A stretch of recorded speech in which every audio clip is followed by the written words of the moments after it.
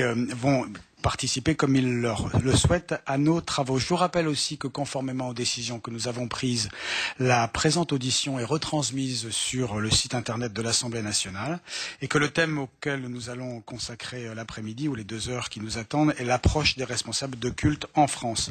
À cette fin, nous avons invité, et je les en remercie en leur souhaitant la bienvenue dans notre assemblée, le cardinal André XXIII, qui est cardinal archevêque de Paris et président de la Conférence des évêques de France. Monsieur le Président, bienvenue.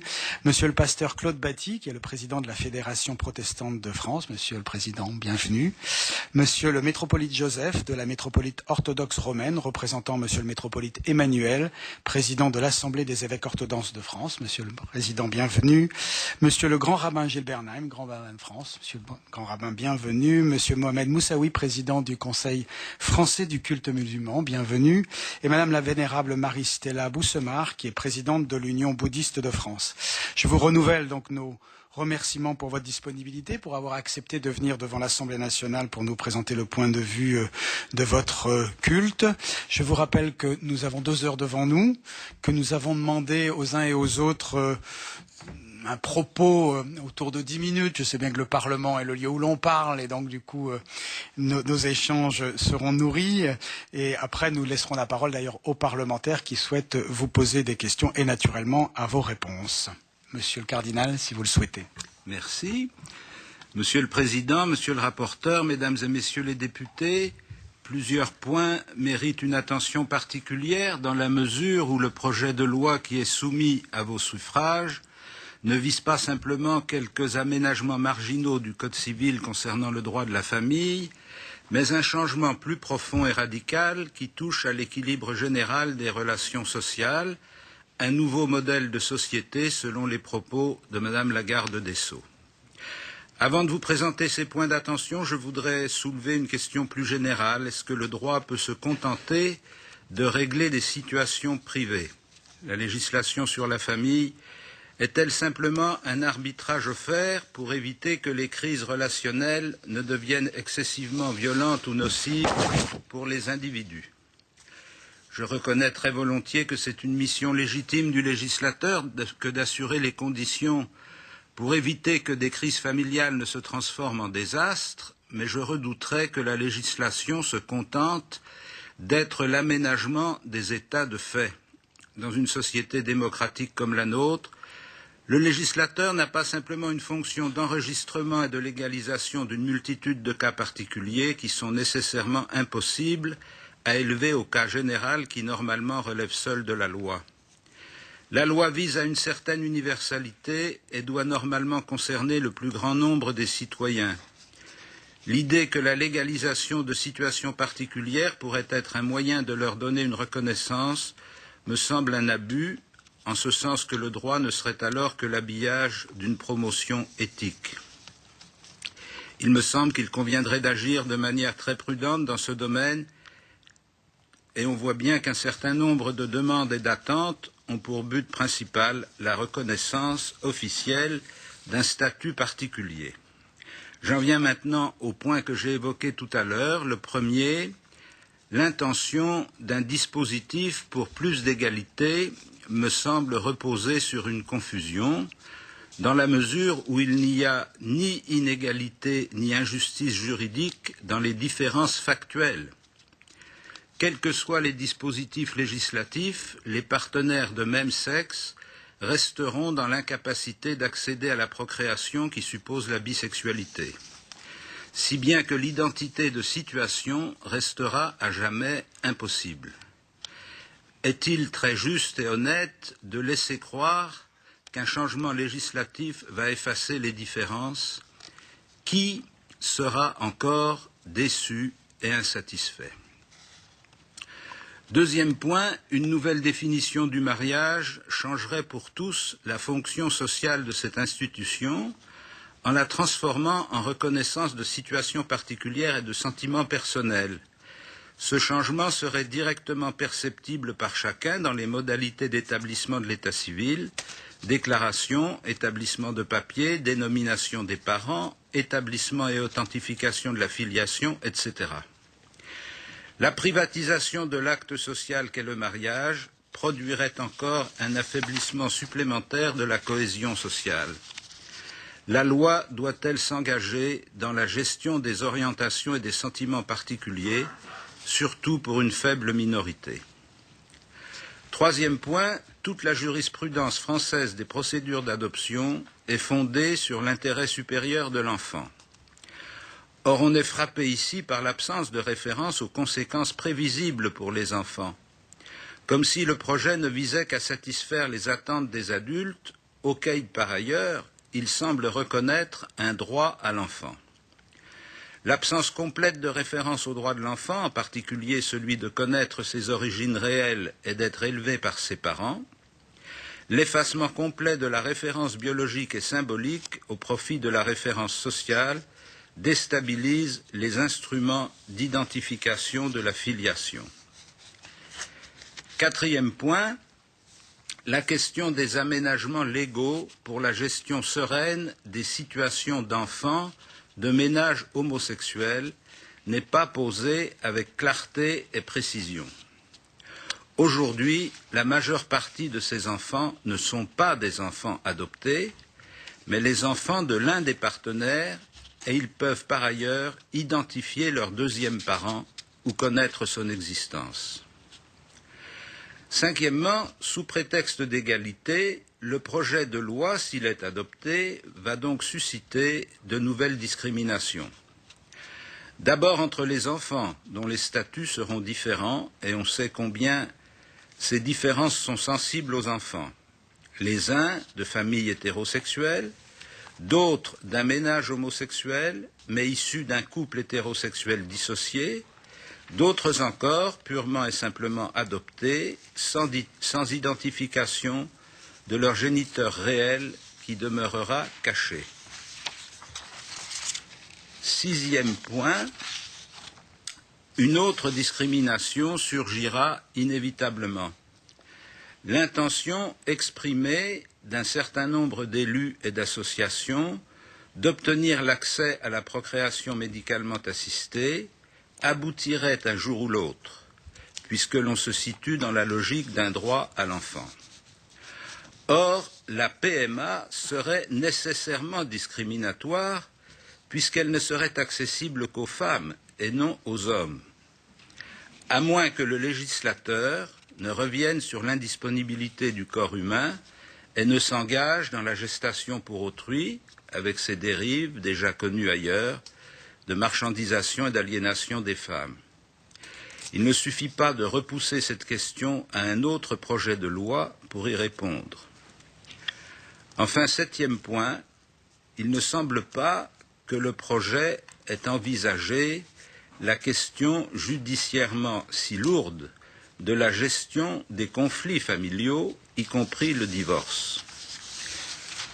Compte tenu de l'ampleur et de la gravité des questions posées, il me semblerait plus prudent d'examiner à nouveau les possibilités légales de gérer les situations litigieuses sans entrer dans une réforme aussi ambitieuse et hasardeuse. Je vous remercie. Merci beaucoup. Je laisse la parole maintenant à Monsieur le pasteur Claude Batty, président de la Fédération protestante de France.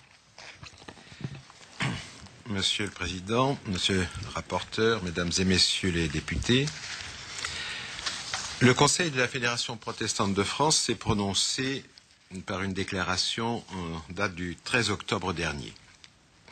J'en rappelle l'essentiel pour dire que l'argumentation qui a été faite n'était pas d'abord théologique. La question posée par le projet de loi tel que nous le connaissions ou le supposions alors est à nos yeux fondamentalement sociale et collective. Je cite une partie de cette déclaration. Elle relève de la façon dont une société se perçoit et se construit et des symboles dont elle marque le champ de son identité. Or, sur ce point, il faut dire clairement que les distinctions opérées entre homosexualité et hétérosexualité ne sont pas le reflet d'un moralisme dépassé, mais relèvent d'une exigence profonde du corps social. Celui-ci demande à être structuré symboliquement et réellement par la présentation et l'acceptation d'une différence originelle et fondamentale qui traverse jusqu'au plus intime des corps et des manières d'être. Considérer toutes les formes de sexualité comme indifférentes reviendrait en fait à empêcher toute rencontre véritable et tout métissage réel, parce que tout serait déjà imaginairement mélangé et nivelé. Le mariage n'est pas la fête de l'amour, la mise en scène de sentiments, mais une organisation sociale qui contribue à structurer les relations en symbolisant la différence entre générations, entre les sexes, entre épousables et non épousables. Il est le lieu où se construisent les rapports entre les sexes et les générations. Il faut dire qu'il y a depuis quelques dizaines d'années une insistance sur le choix individuel et l'amour qui devient la justification ultime des choix. Ce qui a fait que le mariage traditionnel, demandant engagement et fidélité, a été dévalué au profit d'une conjugalité amoureuse, mettant en premier l'authenticité des sentiments et donc la précarité de l'union. Le mariage pour tous, entre guillemets, est une forme ultime de cette évolution qui justifie le mariage par l'amour de deux personnes. Or, à nos yeux, le mariage n'est pas d'abord, comme nous l'avons écrit, la fête de l'amour. L'amour ne peut pas tout légitimer, ni tout justifier, puisque chacun admet, et c'est dans le Code civil, que tout le monde n'est pas épousable. Qu'un homme ne puisse pas épouser un homme ou une femme épouser une femme ne nous paraît donc pas une atteinte à l'égalité, mais le respect d'un agencement du corps social fondé sur autre chose que les sentiments. Il nous paraît utile de répéter que la différence n'induit pas de hiérarchie. J'ai souvent pris cet exemple. Aux Jeux Olympiques, les femmes et les hommes concourent séparément aux épreuves. Mais je pense que cela n'induit pas que les femmes ou les hommes sont moins valeureux ou ont moins de dignité que les autres. C'est deux champs différents. La Fédération protestante de France donne donc un avis défavorable au projet de mariage pour tous, pour des raisons qui ont été souvent exprimées, à commencer par Madame Guigou dans sa lettre de mission en 1998 sur la rénovation du droit de la famille. Elle écrivait « La famille est un des piliers de notre société. Elle est plus qu'une simple juxtaposition de personnes, parce qu'elle est le lieu symbolique où se construisent les rapports entre les sexes, entre les générations et entre l'autorité et la liberté. » Nous ne pensons pas qu'il y ait progrès avec ce projet.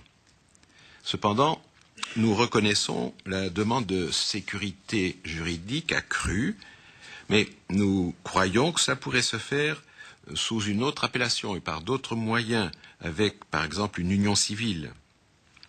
Ceci dit, le point qui préoccupe le plus la Fédération protestante de France est tout ce qui serait en jeu autour de la filiation. L'adoption découle automatiquement du mariage et permet donc d'introduire indirectement, j'allais presque dire subrepticement, le principe de filiation avec deux parents de même sexe. Il faut donc s'attendre à ce qu'un couple de femmes, par exemple, refuse quelque lien que ce soit avec le père biologique. Il n'est pas possible d'entrer dans les détails, mais l'argument souvent avancé qu'il y a déjà de nombreux enfants vivant avec des parents homosexuels, et cela sans dommage, c'est ce qu'on assure, ne nous paraît pas suffisant. Il n'est pas une preuve et néglige le fait que lorsque l'exception devient la règle, les repères changent. Les enfants qui vivent aujourd'hui dans une famille sans père ou sans mère ou avec deux mères ou deux pères sont malgré tout dans un environnement où les références père-mère et la filiation biologique ne sont pas gommées. Qu'en sera-t-il quand le discours général imposera que l'enfant a besoin d'amour, mais pas de référence bisexuelle? Nous croyons qu'il est structurant et important qu'un enfant puisse se situer dans une lignée maternelle et une lignée paternelle. Quoi qu'on puisse en dire, notre origine est bisexuée. Ceux qui considèrent que l'égalité doit être nivelante doivent admettre que les couples de femmes sont avantagés si j'ose dire, par rapport au couple d'hommes. Pour réparer cette inégalité, faudra-t-il donc permettre la gestation pour autrui? Nous pointons ici les dérives prévisibles qui se feront évidemment au détriment des enfants, mais qui, de façon manifeste, encourageront la marchandisation du corps humain. En conclusion, je dirais qu'à nos yeux, il conviendrait de travailler sur la consolidation des mécanismes juridiques pour les couples homosexuels, plutôt que de remettre en cause les fondements du Code civil concernant le mariage et la filiation. Merci de votre attention. Merci, Monsieur le Président, de respecter à la fois le terme, les concisions, la précision de vos propos. Je donne la parole maintenant à Monsieur le Métropolite Joseph. Merci, Monsieur le Président, Monsieur le rapporteur, Mesdames et Messieurs les députés. Parlant au nom de l'Assemblée des évêques orthodoxes de France, j'ai l'honneur de vous saluer et de vous assurer de prime abord que nous prions constamment dans chacune de nos liturgies pour notre pays, pour ceux qui le gouvernent et pour tout son peuple. C'est-à-dire, nous vous portons tous, quel que soit votre statut et votre condition dans nos prières. Et la prière ne peut être dans ce contexte qu'amour et attention aimante envers l'autre. En tant que pasteurs chrétiens, nous ne pouvons qu'apprécier cette intention que nous souhaitons être louable, qui consisterait à nous pousser tous, les uns et les autres, à sortir des préjugés, à ouvrir les yeux du cœur et à porter dans la société qui est la nôtre un autre regard positif sur la différence, un regard d'amour et de compréhension, et non pas un regard de condamnation et de suspicion. Cette intention est certes louable qu'en s'agissant des personnes homosexuelles, nos frères, souvent nos fidèles et nos enfants spirituels. Il y a lieu de trouver les moyens pour qu'elles ne fassent plus l'objet de discrimination et d'humiliation, comme c'était le cas jusqu'il n'y a pas si longtemps. Et ceci est en soi quelque chose d'agréable à Dieu qui est le Père de tous les êtres humains, quels qu'ils soient et quelles que soient leurs conditions. Cette situation nouvelle donc, et ce retournement positif que nous devons avoir, nous conduit tous ensemble à avoir des attitudes nouvelles également vis-à-vis de la différence et en particulier des personnes homosexuelles pour avoir des attitudes caractérisées par l'accueil, l'écoute et la prise en considération de ces personnes et de leur sensibilité. C'est avec une telle finalité qu'il nous semble que le gouvernement français a voulu peut-être présenter un projet de loi qui ouvre le mariage aux personnes de même sexe avec pour objectif de mettre tout le monde à pied d'égalité. Mais cette approche en mettant tout le monde à égalité dans le même moule juridique et sociétal, plutôt que de régler un problème, ouvre d'autres et suscite malheureusement des clivages et des divisions qui renforcent les oppositions et les frontières préexistantes et dessert complètement l'intention louable qui était peut-être celle de porter un regard autre sur la différence. Nous souhaitons attirer en effet votre attention sur les points suivants. Premier, il faut le dire, cette question du mariage n'est pas une question seulement pour les religions.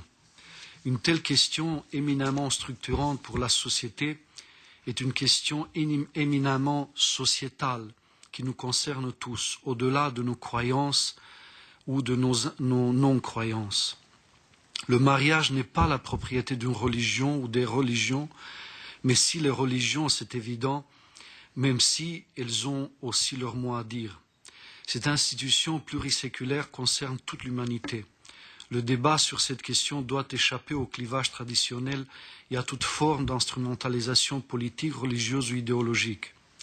Traitée par le gouvernement sous l'angle de l'égalité des droits, elle dépasse cet angle, aussi légitime qu'il soit, puisqu'elle touche au-delà de la notion du couple à la conception de la famille, de la filiation, de l'éducation des enfants, de l'altérité, de la différence des genres, des régimes matrimoniaux, etc. Deuxièmement, nous pensons que l'égalité des droits, qui est un des fondements de tout régime démocratique qui respecte la liberté des personnes, n'implique pas le gommage de la différence ni l'intégration de tous dans un même moule juridique, au risque de créer de nouvelles tensions et confusions sociétales. Et si chacun de nous, dans une attitude aimante et compréhensive, est conscient de la nécessité de prendre en compte les transformations de la société et de répondre à certaines des attentes catégorielles qui en découlent par souci d'équité, de justice et d'égalité, cela peut néanmoins être traité dans la sérénité et l'apaisement sans menacer d'ébranler une des institutions centrales de notre société. Troisièmement, la valeur qu'est l'égalité de tous devant le mariage ne doit pas devenir une abstraction. L'égalité peut se conjuguer de multiples façons, sans toucher aux fondamentaux de la société. Des régimes politiques ont voulu placer des abstractions au centre des dynamiques sociales. Ils sont vite devenus totalitaires. Il peut exister un totalitarisme de l'égalité. La laïcité, qui est une des valeurs fondamentales de la République française, n'a pas besoin de cette abstraction. Il faut trouver des formes, et c'est le rôle de la représentation nationale qui construisent une égalité ouverte et plurielle et non une abstraction qui finalement ne satisfait personne, y compris, in fine, ceux pour qui l'on a voulu généraliser une forme. Quatrièmement, le projet du gouvernement qui vise à instaurer pour le mariage la parité et l'équivalence des couples de même sexe et des couples de sexes différents provoque en effet une des plus grandes crises en France. Loin d'être une simple réforme de l'institution républicaine du mariage, il s'agit en effet d'un véritable bouleversement profond des structures même de la société civile.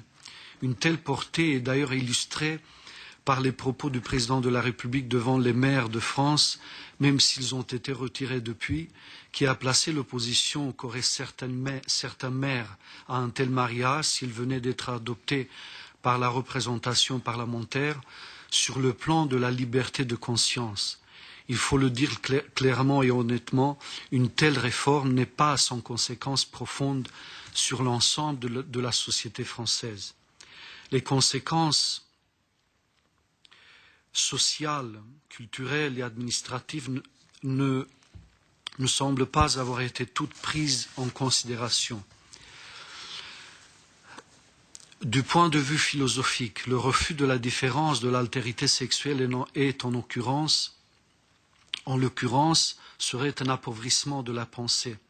L'unité dans la diversité est un mystère, mais aussi une grande richesse pour l'humanité. La société dans laquelle nous vivons aujourd'hui doit sa richesse à la présence d'hommes et de femmes différents les uns des autres par leur origine ethnique, par leur langue, par leur foi religieuse, par leur culture, et puisque c'est de cela qu'il est question, par leurs conditions sexuelles et affectives. L'ouverture du mariage aux personnes de même sexe est une forme de négation de l'altérité et de la différence. Or, il peut exister une égalité dans la différence. Un huitième point. Pour souligner la secousse culturelle et spirituelle que constituerait ce qui est en fait la destruction de l'institution conjugale, nous tenons à rappeler que la référence biblique est une donnée constitutive de notre civilisation, en particulier de la culture française. Ouvrir le mariage à des personnes de même sexe consiste à supprimer le caractère référentiel de l'image biblique du couple de l'homme et de la femme, image qui renvoie à l'anthologie biblique, mais aussi à la finalité structurelle de la constitution d'un tel couple, à savoir l'enfant et la perpétuation du genre humain. Un neuvième point. La question de l'enfant est aussi centrale dans ce dossier, ainsi que celle du droit de l'adoption. Malheureusement, là aussi, on passe à côté de quelque chose d'essentiel et de central, et qui touche à la psychologie de l'être. Elle est largement mise de côté, et le débat actuel ne lui réserve pas la place qui doit être la sienne dans une telle réforme. Droit à l'enfant ou droit de l'enfant. La question n'est pas aussi simple qu'on nous la présente. Les débats et les études psychologiques et psychanalytiques se rejoignent et se contredisent ici et là tous les jours. Avons-nous aujourd'hui le recul nécessaire et l'objectivité suffisante pour apprécier à sa juste portée les effets positifs ou néfastes qu'aurait une telle réforme sur la question de l'enfant dans un couple. Et un 10e point, la présence de communautés religieuses et philosophiques est une réalité objective dans notre pays.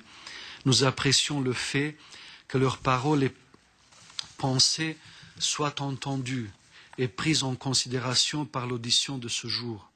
Mais nous attendons encore davantage de la part du gouvernement pour prendre en compte les prises de position détaillées et approfondies de ces diverses communautés qui, en l'occurrence, au-delà de leurs différences, ont été toutes unanimes pour souligner les dangers d'une telle réforme et pour adopter une attitude très critique et réservée pour le sujet qui nous préoccupe aujourd'hui. Notre responsabilité citoyenne de formuler les demandes suivantes.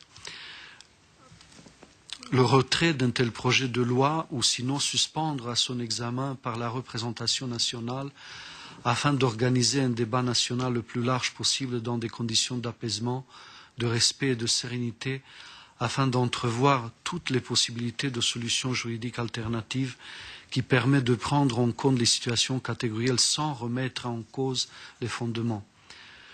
Mettre fin à cette nouvelle source de division qui frapperait notre pays, qui n'en a pas besoin et qui va en s'amplifiant. Je vous remercie de votre accueil et de votre écoute. Merci. Merci beaucoup. Je cède la parole dorénavant à Monsieur Gilles Bernheim. Je vous remercie et... En appuyant sur le micro, Monsieur le Grand Rabbin. Je vous remercie et je me contenterai de reprendre 2 points qui me semblent importants au milieu d'autres que j'ai sous forme écrite au courant du mois d'octobre et de manière très diffusée cherché à faire connaître. Un grand nombre de nos concitoyens ne perçoit dans la revendication du mariage homosexuel qu'une étape supplémentaire de la lutte démocratique contre l'injustice et les discriminations dans la continuité de celles engagées contre le racisme. C'est-à-dire que c'est au nom de l'égalité, de l'ouverture d'esprit, de la modernité, donc du progrès, qu'il nous est demandé d'accepter la mise en cause de l'un des fondements de notre société. Et c'est sur les termes d'égalité et de progrès que je souhaiterais revenir et m'arrêter maintenant. Représentant la communauté juive de France, inspirée de sources bibliques et rabbiniques, mais transcrivant cette pensée dans un langage juridique, anthropologique et philosophique, je souhaitais rappeler 2 choses. Il est convenu, c'est-à-dire que l'on entend très souvent dire que les homosexuels sont victimes de discrimination. Ils doivent avoir, comme les hétérosexuels, le droit de se marier. Mais ce que l'on oublie souvent de dire, c'est que l'argument du mariage pour tous ceux qui s'aiment ne tient pas. Ce n'est pas parce que des gens s'aiment qu'ils ont systématiquement le droit de se marier, qu'ils soient hétérosexuels ou homosexuels. Au nom de l'égalité, de la tolérance, de la lutte contre les discriminations et de tant d'autres principes, on ne peut pas donner droit au mariage à tous ceux qui s'aiment. N'est pas en cause ici la sincérité d'un amour. Et il est compréhensible que des personnes amoureuses souhaitent voir leur amour reconnu. Toutefois, des règles strictes délimitent aujourd'hui et continueront demain de délimiter les alliances autorisées et les alliances interdites au mariage. En ce sens, le mariage pour tous est uniquement un slogan car l'autorisation du mariage homosexuel maintiendrait des inégalités et des discriminations à l'encontre de tous ceux qui s'aiment, mais dont le mariage continue d'être interdit. Dans la vision du monde que je partage avec de nombreuses personnes croyantes ou non croyantes, le mariage n'est pas uniquement la reconnaissance d'un amour. Le mariage est l'institution qui articule l'alliance de l'homme et de la femme avec la succession des générations. Le mariage est l'institution d'une famille, c'est-à-dire d'une cellule qui crée une relation de filiation directe entre ses membres, et au-delà de la vie commune de deux personnes, le mariage organise la vie d'une communauté composée de descendants et d'ascendants. En ce sens, le mariage est un acte fondamental dans la construction et dans la stabilité dont tant des individus que de la société. L'autre, je ne dirais pas lieu commun, mais d'autres propos entendus, suggèrent que l'homoparentalité existe de fait, que des milliers et des milliers d'enfants sont élevés déjà par des couples homosexuels, et qu'il faut donc créer un cadre juridique pour protéger ces enfants. Alors permettez-moi de répondre à ce que l'on entend, aux arguments qui sont avancés, et d'argumenter point par point. On oublie souvent de dire que la loi permet déjà d'organiser la vie quotidienne des familles recomposées, de rappeler l'article 372 du Code civil qui indique que l'exercice de l'autorité parentale revient au père et à la mère de l'enfant et que les parents n'ont pas la possibilité de céder à leur convenance leur autorité à un tiers. En revanche, le Code civil envisage la possibilité de déléguer l'exercice de l'autorité parentale à un tiers sur décision du juge aux affaires familiales, voire article 377 et suivant du Code civil. La délégation peut être totale et elle concerne alors tous les droits relatifs à l'enfant, sauf celui de consentir à son adoption. Mais elle peut être aussi, cette délégation, elle peut être partielle. Elle concerne alors simplement certains aspects comme la garde ou la surveillance. Et le juge aux affaires familiales peut seul décider de la délégation ou restitution de l'autorité parentale. Mais le mécanisme de la délégation présente l'inconvénient de déposséder les parents de ce qui est délégué au tiers. C'est pourquoi, devant le phénomène croissant des familles recomposées, le mécanisme a été assoupli en 2002, loi numéro 2002-305 du 4 mars 2002 relative à l'autorité parentale, et donne désormais aux juges aux affaires familiales la possibilité d'organiser pour les besoins d'éducation de l'enfant et avec l'accord des parents le partage de l'exercice de l'autorité parentale, article 377.1 du Code civil.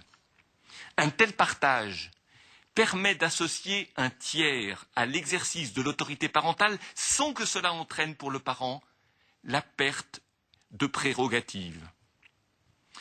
La compagne homosexuelle peut déjà partager l'exercice de l'autorité parentale avec la mère.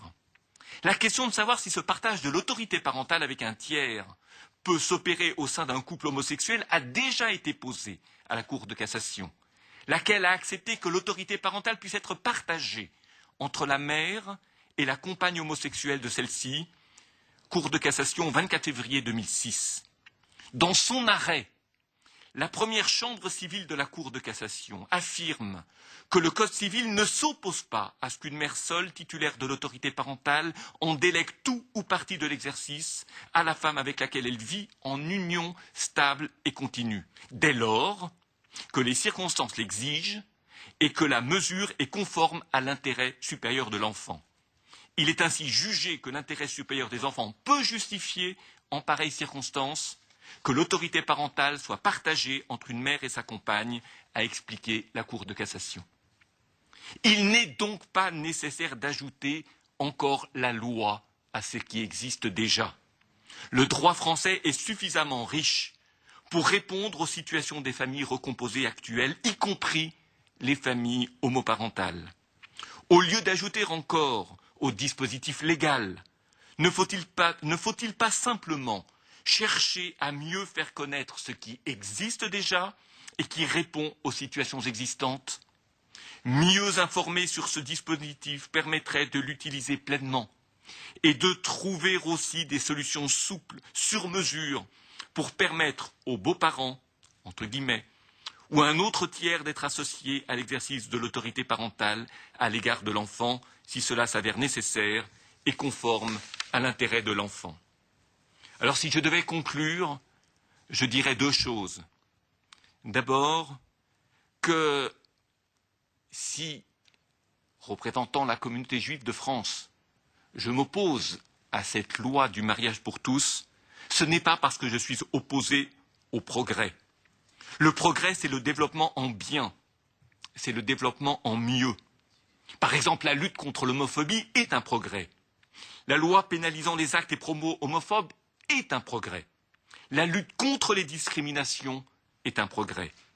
La protection du conjoint dans un couple homosexuel est un progrès. Mais en quoi le mariage homosexuel et l'adoption par les couples homosexuels sont-ils un progrès? Ce sont des changements de normes sociales et juridiques. À mes yeux, ce ne sont pas des progrès. Et je terminerai en rappelant que je ne suis pas opposé à l'égalité, dans la mesure où l'idée d'égalité ne doit pas être dévoyée lorsqu'elle nécessite préalablement de modifier une définition. Ici, c'est la définition du mariage qui est modifiée, et non pas les droits de l'homme ou de la femme, que ce soit dans les couples hétéros ou homosexuels, qui sont changés. Il faut savoir au nom de quoi on agit, quel serait l'impact de ces changements, et si l'on est ou non en train d'enclencher une mécanique que l'on sera plus tard incapable d'arrêter. Voilà ce que je souhaitais rappeler à l'occasion de cette audition. Je vous remercie. Merci beaucoup, Monsieur le Grand Rabbin. Je donne la parole au président du Conseil français du culte musulman, Monsieur Mohamed Moussaoui. Monsieur le Président, Monsieur le rapporteur, Mesdames et Messieurs les députés, dans le projet de loi Mariage pour tous, le gouvernement déclare être conscient de toutes les dimensions philosophiques et anthropologiques entourant le mariage et estime que ces dimensions ne peuvent venir percuter l'exigence de l'égalité. Ce projet va étendre aux personnes de même sexe les dispositions actuelles du mariage, de la filiation et de la parenté. Il ouvre l'adoption aux couples homosexuels, et ce, dans un cadre identique à celui qui est actuellement en vigueur. Le projet de loi, nous dit-on, ne prévoit pas d'équivalent à la présomption de paternité, qui existe aujourd'hui au sein des couples mariés. L'accès à la procréation médicalement assistée n'entre pas dans le périmètre du projet de loi, et la gestation pour autrui ne sera pas légalisée. Le mariage fait l'objet d'un encadrement particulier dans la jurisprudence musulmane, comme en témoignent les nombreux textes coraniques et traditions prophétiques qui traitent des questions du statut personnel et de la famille, des épousables, des non épousables, des droits et des devoirs des conjoints, des règles de l'héritage et des relations entre les générations, et de nombreux sujets en lien avec le mariage. Il ressort de ces textes que le mariage, selon la religion musulmane, est un pacte fondé sur le consentement mutuel en vue d'établir une union légale et durable, je peux citer le Coran, sourate 4, verset 21, entre un homme et une femme. Il a pour but la vie dans la fidélité réciproque et la fondation d'une famille stable sous la direction des deux époux. De ce fait, la non-conformité de mariage homosexuel avec les principes de la jurisprudence musulmane fait l'unanimité au sein de toutes les écoles juridiques musulmanes, qu'elles soient sunnites ou chiites.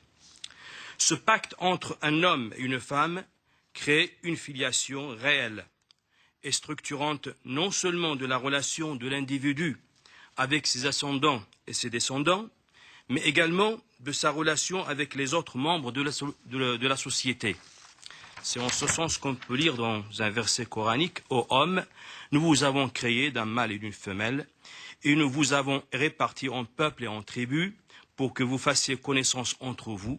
En vérité, le plus méritant d'entre vous auprès de Dieu est le plus pieux. » L'opposition du culte musulman au mariage de deux personnes de même sexe étant réaffirmée, nous devons rajouter que, compte tenu du principe de laïcité, qui tient compte de la diversité et de la pluralité de religions et de convictions au sein de notre société, nous sommes conscients que les règles et les normes d'une religion, en particulier l'islam, ne peuvent être mises en avant pour s'opposer ou se soustraire aux normes et aux règles de la République, qui s'appliquent à tous. Ces règles républicaines doivent être le résultat de débats et de choix démocratiques ouverts à tous. Ouverts à tous les citoyens, quelles que soient leurs convictions ou leurs conditions. Profondément attachés au principe de justice et du respect de l'égale dignité de tous, ainsi qu'à la reconnaissance de la pluralité des religions et des convictions dans notre société, nous entendons contribuer dans cet état d'esprit au débat démocratique et à l'évaluation des choix projetés pour notre modèle sociétal. Par ailleurs, en présentant notre position sur le projet de loi, nous réaffirmons notre condamnation totale de toute forme d'atteinte qui viserait une personne en raison de ses opinions, de son appartenance religieuse ou de son orientation sexuelle. Et à ce titre, nous condamnons fermement tout acte homophobe. Le projet de loi portant sur l'ouverture du mariage aux personnes de même sexe n'est pas une simple extension d'un statut réservé aujourd'hui à des couples hétérosexuels. Il s'agit de transformer profondément une institution millénaire qui a permis à l'humanité de continuer à exister et à s'organiser avec des repères clairs, en harmonie avec la création toute entière. Nous avons créé de toutes choses deux éléments de couple, mâle-femelle, peut-être vous rappellerez-vous, dit le Coran, sourate 51, verset 49. Le principe de l'accès sans discrimination à une institution, quelle que soit cette institution, le mariage en est un cas particulier, peut et doit être dissocié de la mission assignée à cette institution. Le principe de l'accès sans discrimination à une institution, quelle que soit cette institution, ne peut être dissocié de la mission assignée à cette institution. Ce sont les conditions de l'accomplissement de cette mission qui déterminent les qualités requises pour les candidats qui souhaitent accéder à cette institution. La mission du mariage ne peut être réduite à la reconnaissance d'un lien amoureux entre deux personnes ou à leur volonté de vivre ensemble. Sa mission est aussi la fondation d'une famille stable sous la direction des deux époux. Le fait que deux personnes de même sexe puissent déployer tous les moyens pour donner à un enfant de l'amour et de l'affection ne peut être un argument pour relativiser une donnée anthropologique et psychologique fondamentale qu'est le besoin d'un enfant d'avoir une filiation réelle issue d'un mère et d'un père. Même dans la situation de monoparentalité imposée par le divorce ou par la disparition de l'un des parents, les deux parents restent présents dans la conscience et le psychisme de l'enfant. L'adoption est un moyen pour alléger la souffrance d'un enfant abandonné tout en préservant sa filiation réelle et non un moyen de satisfaire un projet ou un désir parental de personnes adultes en créant entre eux et l'enfant une filiation fictive.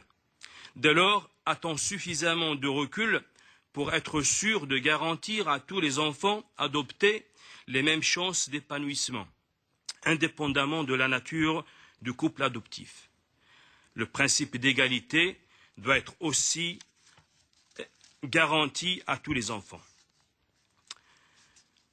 D'autres problèmes éthiques à ne pas sous-estimer peuvent ressurgir via la question du mariage. À titre d'exemple, le projet gouvernemental, s'il exclut pour l'instant de faire reconnaître l'équivalent à la présomption de paternité, qui existe aujourd'hui au sein des couples mariés, ou à l'accès à la procréation médicalement assistée, pourrait trouver des difficultés à défendre cette position. En effet, le principe d'égalité entre les couples pourrait être invoqué pour refuser toute différence de traitement en raison de la nature du couple. Le débat sur la gestation pour autrui et d'autres questions bioéthiques importantes risquent d'être relancées dans un contexte nouveau.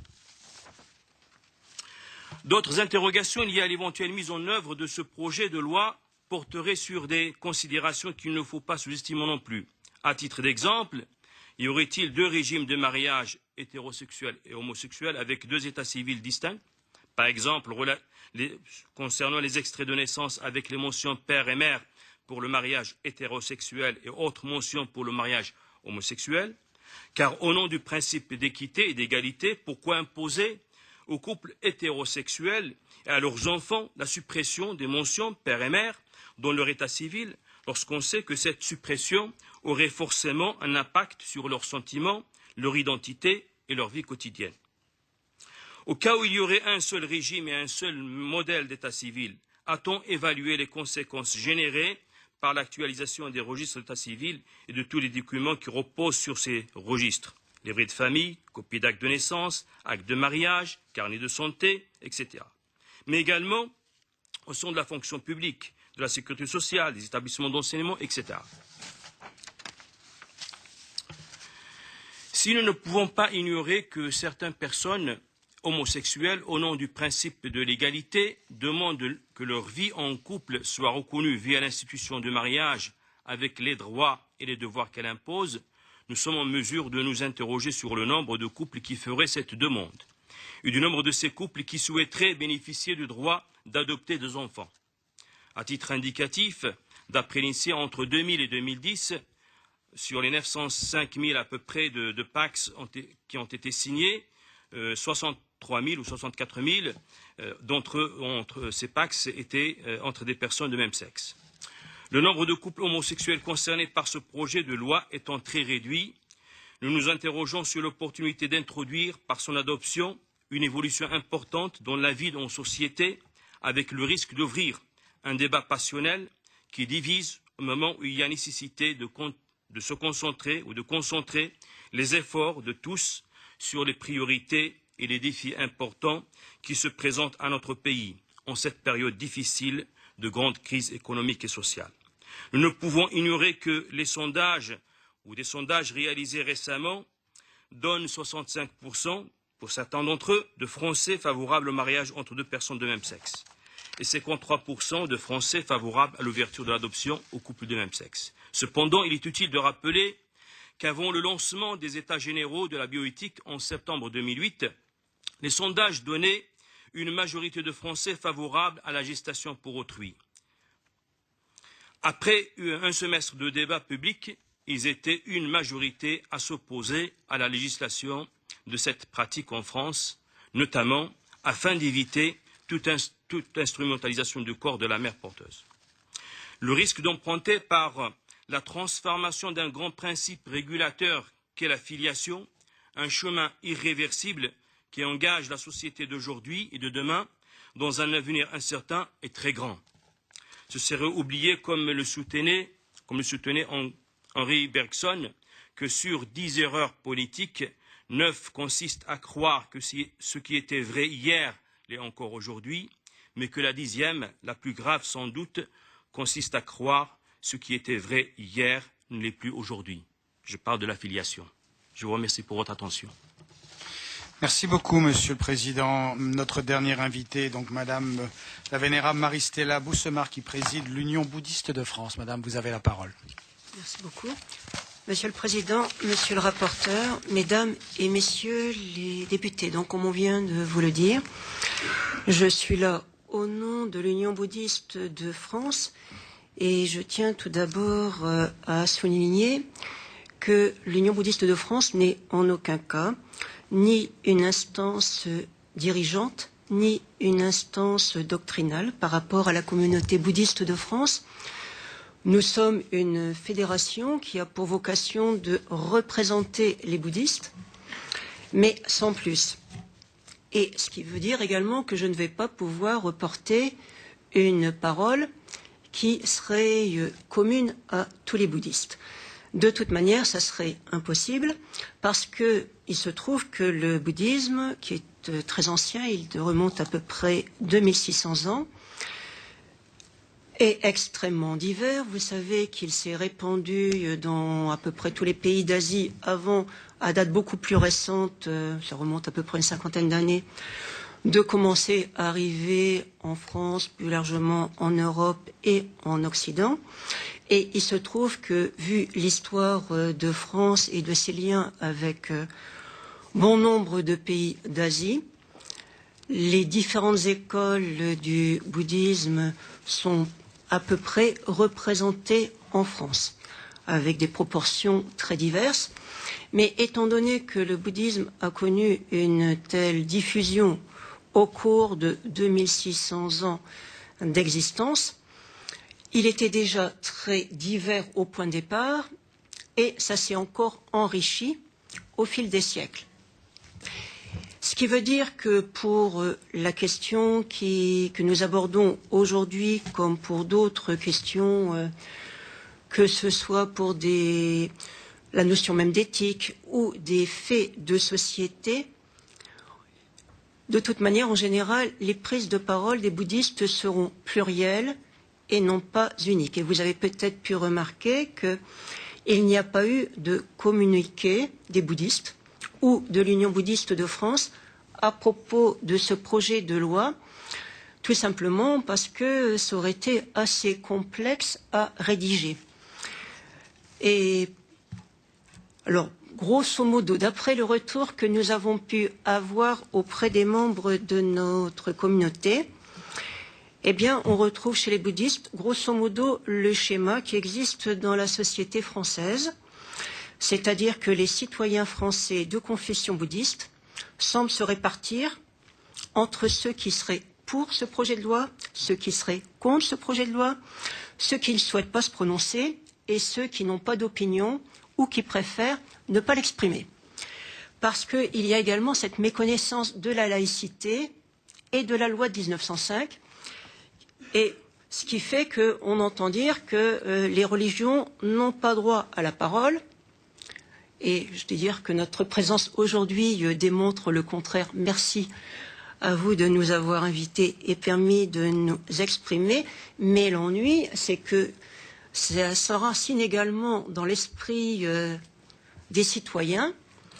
Et quand nous avons essayé de demander à nos amis bouddhistes, mais alors qu'est-ce que vous pensez, qu'est-ce que nous allons pouvoir dire pour représenter votre opinion?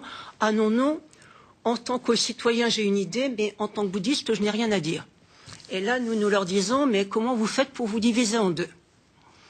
Parce que dès lors qu'on a choisi d'être de telle ou telle tradition, ça nous paraît quand même difficile d'avoir une opinion en tant que citoyen qui serait totalement déconnectée des autres valeurs que l'on aurait pu retenir. Donc déjà, pour vous dire la difficulté de ma position maintenant, autre difficulté, c'est que nous, on est très récents en France. Alors du coup, j'ai regardé quelque chose de plus large comme panorama. Puisque, en plus, dans le bouddhisme, on considère que y a cette notion d'interdépendance et qu'on ne peut peut-être pas non plus considérer une question fondamentale de manière qui serait trop limitée, qu'il vaut mieux essayer d'avoir une vision d'ensemble. Et il est évident que là, nous sommes dans le cadre de l'Assemblée nationale, qu'il s'agit d'un projet de loi français. Donc pour nous, c'est effectivement à l'État et à la population d'exprimer ce qu'elle souhaite pour son pays. Il n'empêche que la France est dans le monde, se situe en Europe et plus largement dans le monde. Et donc j'ai regardé un petit peu en ce qui concerne les pays qui ont déjà légiféré à propos du mariage ouvert aux homosexuels. Il me semble qu'il y a des pays européens, qu'il y a un certain nombre d'États américains et pour le moment aucun pays asiatique.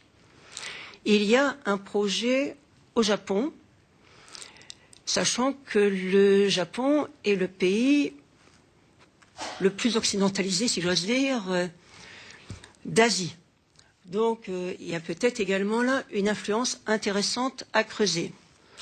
Étant donné que pour nous, le bouddhisme, ça n'est pas un scoop, nous arrive d'Asie, donc évidemment, ça nous pose quand même question le fait que jusqu'à présent, aucun pays d'Asie n'ait cru bon de prendre à bras-le-corps cette question qui est d'actualité sur le plan international et n'a pas encore légiféré. Alors du coup, nous sommes également allés puiser, ce qui nous paraissait logique, dans les enseignements du Bouddha. Et là, nous nous apercevons qu'en fait, le Bouddha n'a jamais parlé d'homosexualité. C'est-à-dire qu'il n'a jamais mis d'un côté les hétérosexuels et de l'autre côté les homosexuels.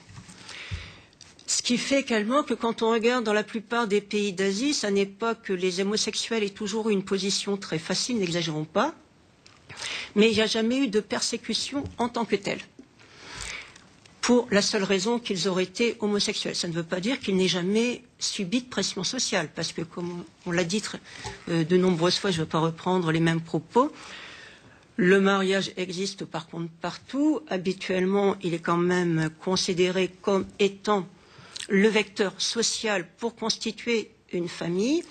Et même dans des pays où les homosexuels n'auraient pas été persécutés pour leurs préférences sexuelles, ils pouvaient quand même, et ils ont subi, des pressions sociales pour, en dehors de faire ce qu'ils voulaient, malgré tout, contracter un mariage au sens habituel du terme, de manière à assurer la descendance. Ce qui veut dire que cette question du mariage est effectivement très complexe, très délicate, parce qu'on ne peut pas nier sa dimension symbolique et sa dimension anthropologique. Alors pour nous, bouddhistes, c'est à nouveau un peu plus facile, en ce sens que d'une manière évidente, le mariage est un acte civil et en aucun cas un acte religieux. Il n'y a pas de sacrement du mariage chez les bouddhistes. Il y a des bénédictions faites par les religieux lors des épousailles, mais le mariage est considéré comme un contrat social qui est passé entre deux personnes et d'ailleurs très souvent entre deux familles. Ça peut être parfois d'ailleurs entre deux États, quand il s'agissait du mariage de dirigeants, du mariage de rois. Et étant donné que le mariage n'a donc aucune connotation sacrée, ça explique également que dans les pays de culture bouddhiste, la notion de séparation a toujours été conçue d'une autre manière et que, sachant qu'au cas par cas et d'un pays à l'autre, il pouvait y avoir de grandes variétés, malgré tout, ça n'est pas le bouddhisme qui va fixer les usages, c'est la culture ambiante. Et donc, la séparation, le divorce ont pu être admis et exister dans le fait depuis des centaines d'années dans les pays de culture bouddhiste. Et là, je crois, faire frémir beaucoup de personnes d'horreur ici même. Mais quand on regarde les cultures d'Asie, donc, qui est souvent donc imprégnées par le bouddhisme, aux côtés de la monogamie, on trouve également la polygamie et la polyandrie, en général pour des raisons qui sont économiques ou également politiques. C'est-à-dire que le mariage a vraiment cette dimension sociale, économique et politique, parfois. Ce qui veut dire également qu'en tant que religion bouddhiste, tout ce que nous pouvons faire, c'est à nouveau rappeler ce que le Bouddha en a dit, c'est-à-dire qu'il invitait ses fidèles, d'une part, à respecter l'éthique et d'autre part, à respecter les lois du pays où la personne se trouvait. On pourrait dire ça revient au même, pas tout à fait, parce qu'il arrive des cas où la loi permet des choses qui peuvent être contraires à une certaine vision éthique que l'on aurait. L'inverse peut également être vrai. Donc, selon nous, il appartient à l'État et ça veut dire finalement à la population de décider de ce qu'elle souhaite comme société actuelle.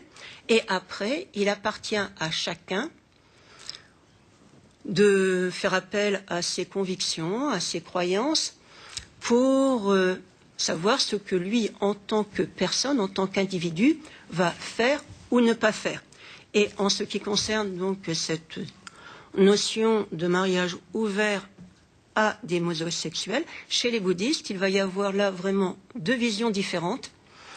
Il y a ceux qui vont estimer que, après tout, c'est l'amour qui est le plus important et que du moment qu'il y a la pureté des sentiments, dans la mesure où un mariage homosexuel ne pourrait pas porter atteinte à l'ordre public, il n'y a rien à dire. Et puis, il y a ceux qui ont une autre vision de l'éthique et de ce qui pourrait être conçu comme correct ou incorrect sur le plan sexuel, qui vont dire, malgré tout, c'est vrai qu'il y a une lecture un petit peu plus détaillée de ce qui serait des conduites sexuelles qualifiées d'incorrectes, et où là, effectivement, la sodomie serait peut-être un peu en dehors. Mais là, évidemment, ça va dépendre à chacun de voir est-ce qu'il a envie ou non de respecter une telle éthique ou pas. Autrement dit, c'est vrai qu'un référendum aurait pu être une option intéressante et prendre également peut-être du temps pour un débat de société en profondeur en essayant d'évaluer les conséquences sur notre société française, mais également la conséquence sur la vie des personnes qui pourraient être amenées à contracter un tel type de mariage ou à adopter des enfants, contrairement à ce que les autres cultes ont exprimé avant nous. Chez nous, apparemment, la notion de filiation nous paraît beaucoup plus simple à régler, puisque partant de ce que l'on peut voir déjà dans la réalité des choses, il nous semble qu'au fond, n'importe quelle personne faisant preuve d'amour vis-à-vis d'un enfant pourrait remplir les critères, à condition évidemment que le bien de l'enfant reste une priorité. Mais il faut également penser que cet enfant est peut-être amené à voyager, ne va pas forcément vivre toute sa vie sur le territoire français, et qu'il faut également tenir compte de la situation qui peut exister sur le plan légal dans d'autres pays, et donc il faut vraiment peser les conséquences à court terme, à moyen terme et à long terme pour tous les intéressés, et notamment les enfants. Donc, pour conclure, ça serait de souhaiter que, puisque nous avons cette chance de vivre dans un pays où toutes les libertés de pensée et d'expression sont garanties par la Constitution, chacun puisse faire le meilleur usage possible de ces libertés dont nous avons la chance de jouir, dans le respect de l'autre, avec sagesse, avec amour et avec compassion. Merci. Merci beaucoup, madame. Je vais donner la parole à notre rapporteur, Erwan Binet, en vous priant de m'excuser parce que je suis contraint de m'arrêter là pour ma part, mais Erwan Binet va continuer l'audition. Merci, Monsieur le Président. D'abord, pour me joindre aux propos que vous avez tenus en introduction de cette audition, pour me joindre aux remerciements que je vous adresse également, Madame, Messieurs, d'avoir bien voulu accepter cette invitation cet après-midi. Je poserai seulement 2 questions. Peut-être plus adressé aux messieurs, parce que Madame, votre discours était un petit peu différent, plus équilibré. Donc 2 questions. Vous avez, messieurs, souvent, dans votre vocabulaire, utilisé un certain nombre de mots, j'ai noté risque, secousse, atteinte, pour désigner ce que ce projet de loi, selon vous, pourrait avoir comme conséquence sur l'institution du mariage hétérosexuel tel qu'il existe aujourd'hui. Autrement dit, que notre projet de loi, qui ouvre le mariage et finalement la filiation aux couples de personnes de même sexe, devait avoir des conséquences très concrètes sur le mariage tel qu'il existe aujourd'hui entre un homme et une femme. J'aimerais davantage comprendre ce risque, dans la mesure où la volonté, cela ne vous a sans doute pas échappé, du gouvernement, mais aussi de la majorité parlementaire, est clairement de ne pas détricoter le code civil pour l'adapter aux couples homosexuels, mais justement de faire rentrer les couples homosexuels et leurs familles, telles qu'elles existent aujourd'hui réellement, vous l'avez dit, les uns et les autres, dans le code civil, en l'adaptant, en définissant ne serait-ce que le mariage qui n'est pas aujourd'hui défini. Donc voilà, ma première question, c'est quel est réellement ce risque selon vous? Comment vous le vivez? Parce que j'avoue ne pas partager cette vision-là. Deuxième question. Le mariage, vous l'avez dit, chacun d'entre vous est une institution, une belle institution, qui pour vous est extrêmement importante, socle de la société. Vous avez aussi là tous eu un vocabulaire qui le démontrait. C'est une reconnaissance sociale, une reconnaissance publique. On va devant Monsieur le maire. Elle assure la durabilité du lien. Elle permet la fondation d'une famille. Elle permet aussi, c'est important pour nous, législateurs, la sécurité des enfants, mais aussi du couple dans la durée. Et donc, vous avez tous souligné l'importance qu'avait à vos yeux cette belle institution. c'est une institution, en même temps, qui est en déclin. J'ai pris quelques chiffres. En 1990, nous avons célébré dans notre pays 294 000 mariages. Nous n'en célébrions que 241 000 en 2011. 20 ans plus tard, moins 50 000 mariages. Parallèlement, le nombre de Pacs augmentait considérablement. Et en 2010, il y avait, parce que je n'ai pas les chiffres de 2011, il y avait 205 000 Pacs. 241 000 mariages en 2011, 205 000 Pacs en 2010. Et il est fort à parier que ces deux courbes allant dans des sens différents, elles se croiseront un jour. La volonté des couples homosexuels, elle est aujourd'hui de rentrer dans cette institution. Elle est, comme l'a dit Dominique Bertinotti, je la cite, une volonté normalisatrice. Une volonté d'être reconnue évidemment par la société et d'assurer les mêmes droits, vous les avez dit les uns les autres, de durabilité et de sécurité auxquels apporte cette institution du mariage. Ma question, elle est celle-ci. Est-ce qu'à un moment donné, vous n'avez pas eu la tentation d'imaginer cette volonté normalisatrice, cette volonté de rentrer dans cette institution, au regard notamment de son déclin? Est-ce que vous n'avez pas été tenté de regarder cette démarche comme positive? À un moment donné, ces couples, ces familles qui existent, qui continueront à se développer, tout simplement parce que les homosexuels, dans l'absolu, et leur famille, leur vie de couple est maintenant acceptée par la société.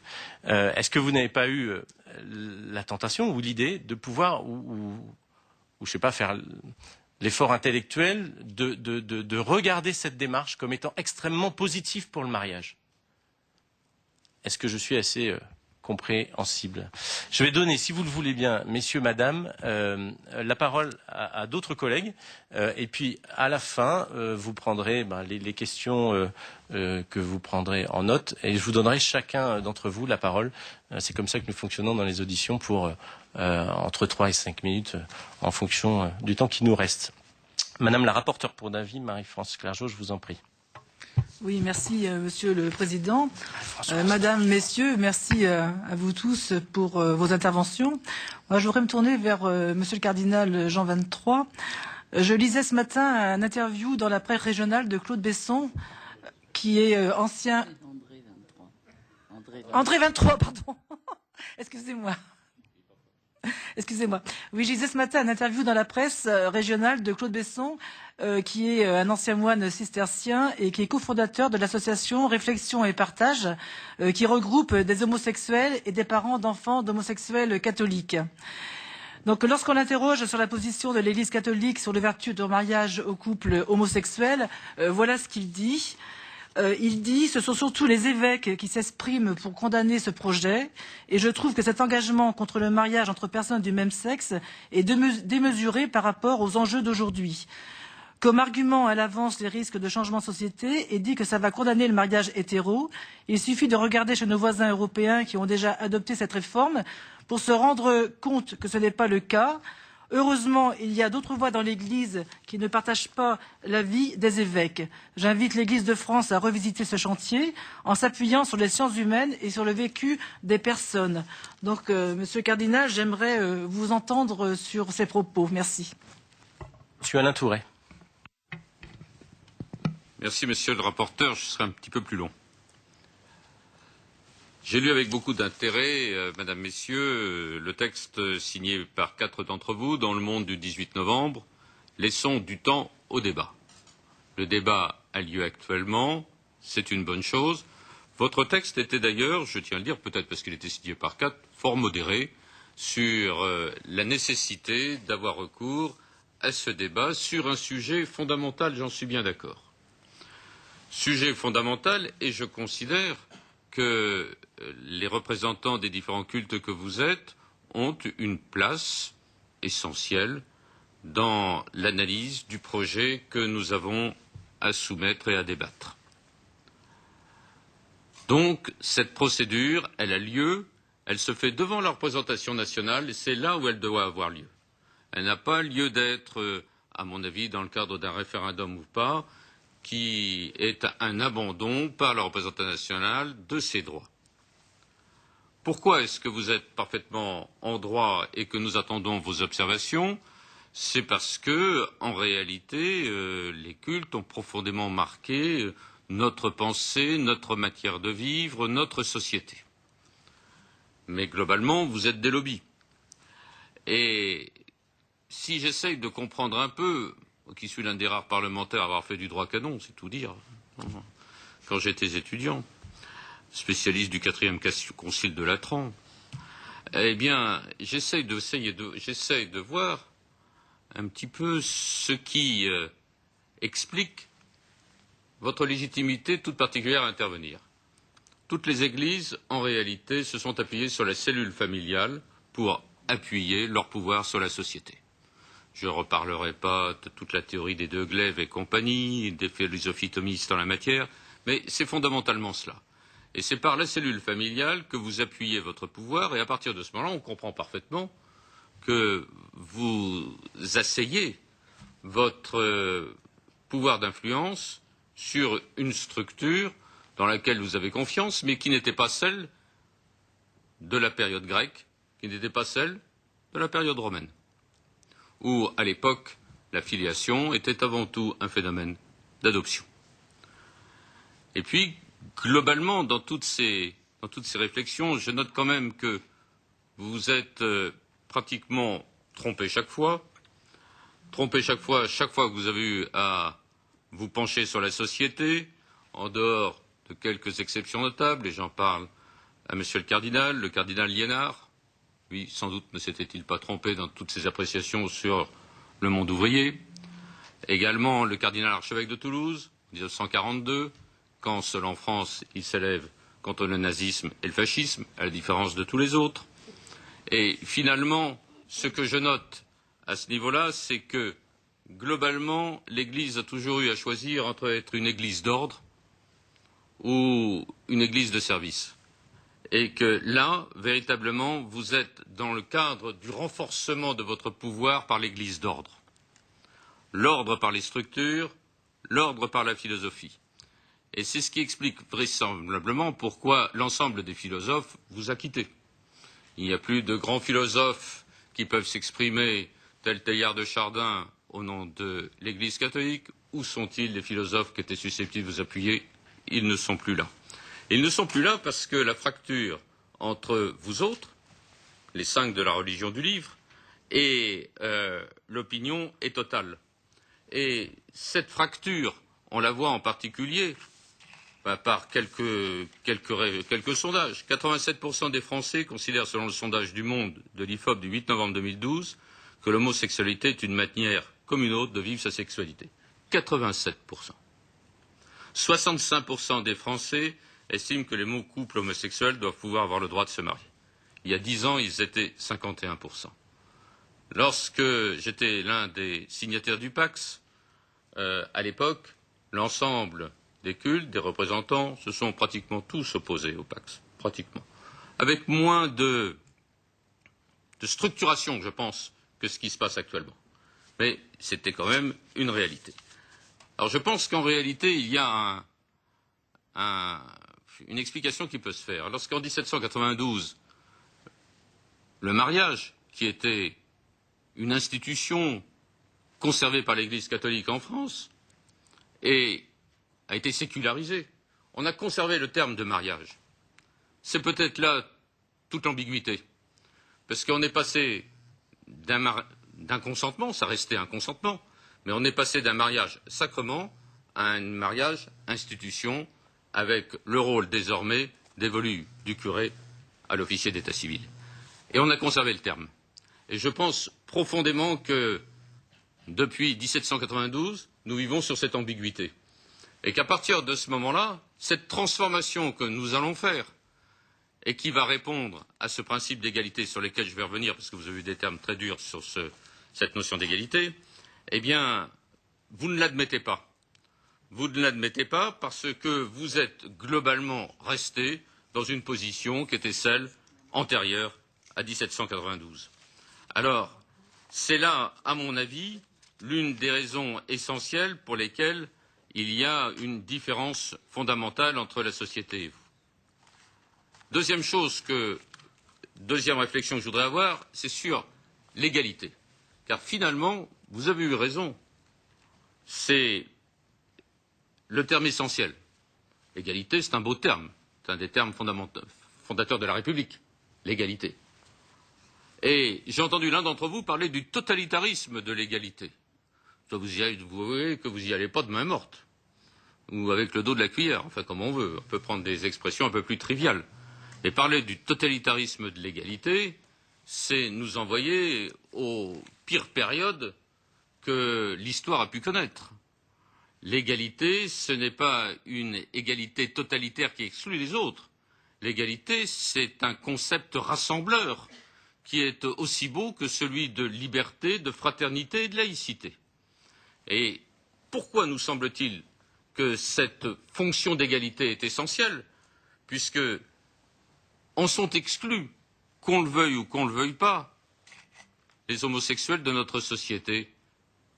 Et ce n'est que par le principe d'égalité qu'on est susceptible de trouver un concept fort, unificateur, rassembleur, qui permet de trouver une possibilité pour eux de retrouver toute leur place dans notre société. Notre société s'est créée globalement sur l'homophobie, à tout moment. C'est une parfaite réalité. Elle s'est créée sur le rejet des autres. Et vous le savez mieux que quiconque, vous qui représentez la religion juive. Vous le savez mieux que quiconque, vous qui représentez la religion musulmane. Vous le savez mieux que quiconque, vous qui représentez la religion protestante. Ça a toujours été les autres qui vous ont exclus. Et cette espèce d'exclusion, n'est-il pas enfin temps d'y mettre fin pour l'une des parties essentielles de notre société? C'est véritablement cette question que je veux vous poser. Et maintenant, je terminerai. Rapidement, s'il vous plaît, Monsieur Tourret, pour laisser la parole à vos collègues. Je voudrais terminer, puisque on participe à un grand moment de l'histoire, Monsieur le rapporteur. Donc, je voudrais pouvoir continuer sur mon argumentation. Monsieur le cardinal, vous représentez le principal culte de France. J'ai vu à quel point, peut-être, dans la lignée du pape actuel, est-ce que cette lignée aurait été la même si un autre pape avait été choisi? J'ai lu tout ce que le cardinal archevêque de Milan à l'époque avait écrit, qui n'était pas du tout ce qui est actuellement fait. Je vois qu'actuellement, vous lancez vos troupes, vous lancez vos évêques, vous allez lancer vos catholiques s'il en reste. Mais est-ce que, à partir de ce moment-là, jusqu'où allez-vous aller? Allez-vous encourager les manifestations dans la rue comme au moment de l'école libre? Est-ce que vous ne croyez pas qu'on doit simplement rester dans le cadre de cette discussion, comme aujourd'hui nous la menons, sur le plan des idées et de la philosophie, et laisser aux élus que nous sommes, députés, représentants de la représentation nationale, de décider, puisque nous avons été élus pour cela? Je vous remercie. Merci, Monsieur Tourret. Jean-Yves Le Bouillonnec. Merci, Monsieur le Président. Je connais la concision légendaire. Alors là, c'est sévère pour moi. Allez-y, un peu Monsieur d'indulgence, ou alors je vais en avoir de la part de nos hôtes. Permettez-moi d'abord de vous dire le plaisir que j'éprouve à vous rencontrer. La diversité, plutôt l'appartenance à un groupe ne fait pas l'uniformité. Pour moi, c'est un honneur pour notre commission de vous recevoir. Et il m'apparaît important qu'un élu de la nation qui témoigne de la laïcité en témoigne totalement, c'est-à-dire dans ce qu'elle représente non seulement de défense de la liberté religieuse, mais du respect de l'expression religieuse. Je voulais vous le dire. En second lieu, je voulais vous dire qu'il est nécessaire pour nous d'appréhender de quelle manière notre travail et ce que l'on veut en conclure interpelle les femmes et les hommes que vous êtes dans la double exigence de la citoyenneté, d'une part, et d'autre part, bien évidemment, des convictions religieuses qui sont les vôtres à l'aune de votre conviction personnelle et des responsabilités que vous assumez. C'est important pour nous, sachant que votre expression individuelle, celle des communautés ou des églises ou celle de vos fidèles, ne constitue pas l'instrument obligatoire de décision de la part de notre Assemblée et de notre Parlement. Et du même coup, je traduis l'envie de beaucoup d'entre nous de voir que ces expressions-là ne soient pas à un moment donné interprétées par maladresse, mais aussi parfois par maladresse de ceux qui la traduisent, comme une contestation des responsabilités respectives que nous avons. Et dans ces sujets, il est vrai, il peut très vite y avoir confusion. Et nous sommes un certain nombre de députés à déjà recevoir sur nos sites des propos, je ne dis pas des menaces, mais des interpellations qui me semblent dévoyer les débats et vos expressions. Je tenais à le dire. Et je voulais vous questionner sur 3 points. Le problème, c'est le point de l'égalité. Vous avez bien compris que c'est cet objectif-là qui est poursuivi par la loi.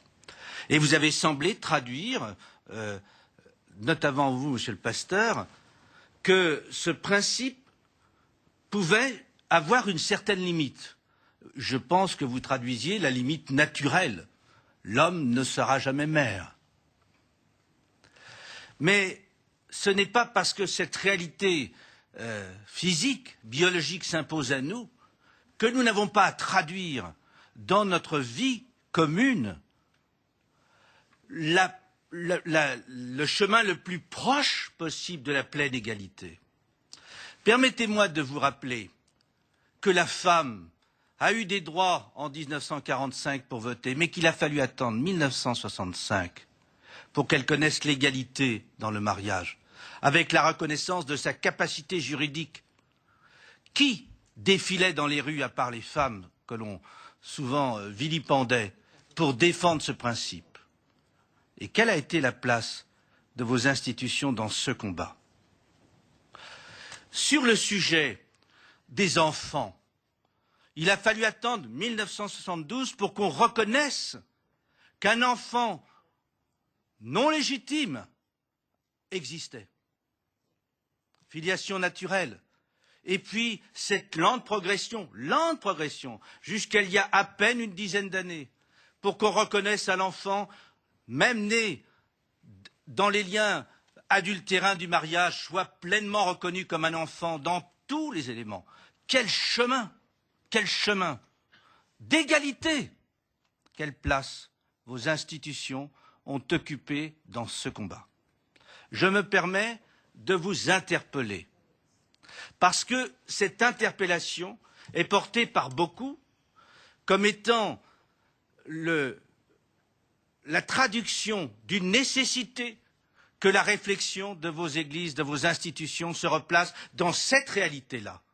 Ce chemin a été parcouru par les républicains, et souvent par ceux qui en étaient les victimes, les femmes dans l'égalité. Et les jugements d'alors étaient d'une terrible sévérité. Je vous demande de questionner cette idée d'égalité. À notre niveau, notre capacité d'homme, construisant les normes de la société, et sans aller jusqu'à ce que rend impossible la réalité biologique, ne pensez-vous pas que le chemin de l'égalité puisse encore nous ouvrir des espaces, notamment dans le lien du mariage, par son accès à tous ceux qui simplement ont envie de revendiquer un plein statut social à deux, dans les relations d'amour, comme un homme et une femme le font déjà.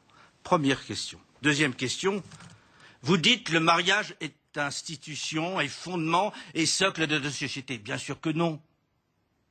Dans une réalité que notre rapporteur vous a traduit, et dans une réalité que depuis le début de ces auditions, nous découvrons à tout moment. Le mariage n'est pas le socle de la société. Ce qui est l'un des socles importants, c'est la vie d'être humain, homme-femme, ou homme ou femme entre eux.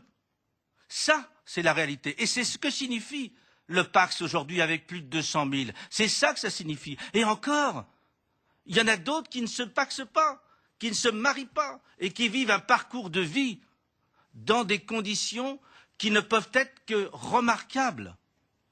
Vous évoquez le mariage qui n'a pas toujours été celui que nous connaissons aujourd'hui, d'ailleurs qui n'a pas eu non plus dans vos institutions la même nature. Ce mariage-là est un instrument parmi tant d'autres de partager les choses. Mais à partir du moment où nous reconnaissons que la République, elle, attache une particularité à ce lien particulier que l'on va proclamer, que l'on va faire proclamer devant l'officier de l'état civil et à qui on donne des conséquences particulières en termes d'obligations, la fidélité, le secours à l'assistance, en termes de conséquences sur les enfants, en termes de conséquences patrimoniales de succession. Cette réalité-là, qui n'est qu'une des réalités de la vie dans notre société, et une réalité de plus en plus infime, cette réalité-là, pourquoi enfermer la porte à 2 hommes ou à 2 femmes? C'est donc la question que je vous pose. Pouvez-vous encore dire que le mariage est le socle de notre société dans cette réalité? Il ne l'est pas d'ailleurs dans beaucoup de sociétés et dans beaucoup de cultures. Il ne l'a pas toujours été, comme il est aujourd'hui, et on sait bien qu'il évolue encore. Est-ce que vous pourrez toujours dire ça si dans 15 ans, il n'y a pratiquement qu'une infime partie de nos concitoyens qui choisissent le mariage? Donc ma deuxième question, c'est est-ce que c'est vraiment un socle? Troisième élément, tout évolue, tout bouge. La réalité de notre société, qui peut s'en échapper? Après tout, la liberté religieuse, Monseigneur, celle proclamée par Vatican II, n'était pas celle d'avant Vatican II. Et c'est une sacrée différence, vous le savez bien, puisqu'elle a donné lieu notamment à toute l'œuvre œcuménique de l'Église après Vatican.